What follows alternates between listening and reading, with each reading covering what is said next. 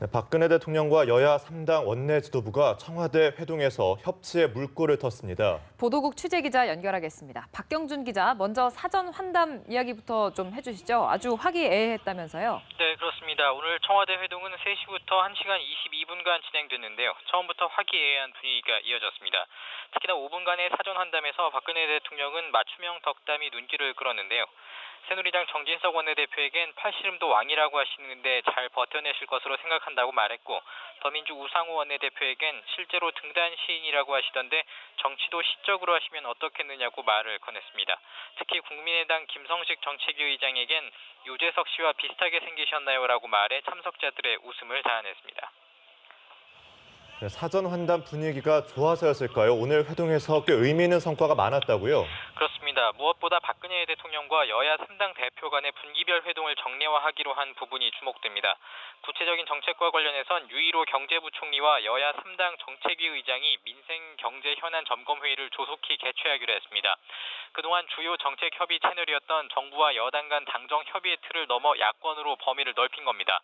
여소야대로 재편된 20대 국회 개원을 앞두고 협치를 본격화하기 위한 틀을 만든 것으로 평가됩니다. 초당적 협력이 요구되는 안보 상황과 관련해서도 더 많은 정보를 공유하도록 정부가 노력하기로 했습니다. 정치 쟁점으로 부상한 가습기 살균제 문제와 관련해선 박 대통령의 제안이 있었는데요. 박 대통령은 근본적인 원인과 법적 책임에 대해 현재 검찰이 특별수사팀을 꾸려 엄중 수사 중에 있는데 필요하다면 국회에서 여야정 협의체를 구성해 철저히 따져주기를 바란다고 제안했습니다. 또 임을 위한 행진곡의 5.18 기념곡 지정과 관련해선 더민주와 국민의당이 허용해달라고 강력히 건의했습니다. 이에 대해 박 대통령은 국론 분열이 생기지 않는 좋은 방안을 찾아보라고 보훈처에 지시하겠다고 답했습니다.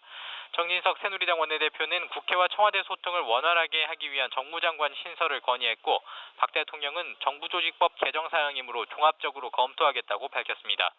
지난달 총선에서 여소야대 3당 체제가 짜인 이후로 처음으로 열린 청와대 회동인 만큼 정치적 의미가 적지 않았는데요.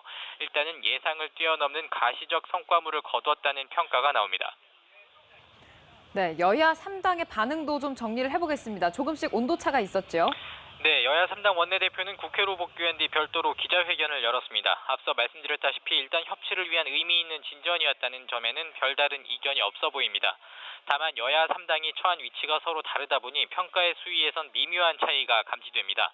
새누리당 정진석 원내대표는 협치의 가능성을 확인할 수 있는 회동이라며 성과에 만족한다고 밝혔습니다.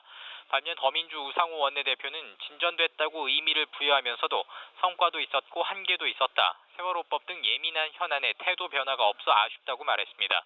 국민의당 박지원 원내대표도 박 대통령이 소통하겠다고 했다. 상당한 성과라고 전제한 뒤 여러 현안은 견해차를 확인했다. 대통령이 답변하지 않은 현안은 풀어야 할 숙제라고 말했습니다.